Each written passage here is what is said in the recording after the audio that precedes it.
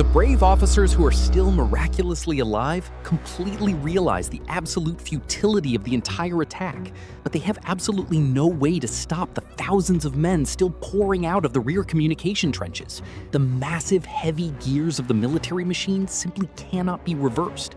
The blind and deaf commanders sitting in the distant, luxurious chateaus continue to issue the exact same fatal orders. They assume the total lack of communication simply means the troops are advancing rapidly deep into German territory. So the third wave is violently pushed forward to follow the exact doomed footsteps of the first and the second.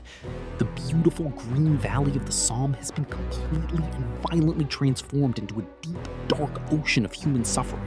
The blood of the young, naive volunteers flows so heavily that it actually begins to pool deep in the bottom of the massive artillery craters. The sheer scale of the waste is absolutely impossible to justify or comprehend.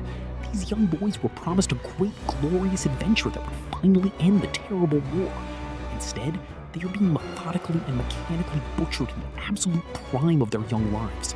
The morning sun continues to rise slowly in the hazy, smoke-filled sky, shining a completely indifferent bright light on the greatest man-made tragedy the world has ever seen. To truly understand the massive scale of the tragedy, we must zoom in on one specific sector of the massive front. At the northern edge of the battlefield lies the completely ruined French village of Beaumont-Hamel. The German army has turned this quiet farming village into an absolutely impregnable underground fortress. Deep in the muddy reserve trenches facing this terrible fortress waits a very unique group of soldiers. They are not factory workers from the crowded cities of England. They are rugged fishermen and loggers from a freezing, isolated island far across the massive Atlantic Ocean. They are the 1st Newfoundland Regiment. They have traveled thousands of miles from their quiet homes to fight for an empire they have never even seen. They are strong, proud boys who are used to the harsh, brutal storms of the freezing ocean, but absolutely nothing could have prepared them for the mechanical storm of steel they were about to face. It is around 9 in the morning, and the attack in this sector is already a complete, catastrophic failure.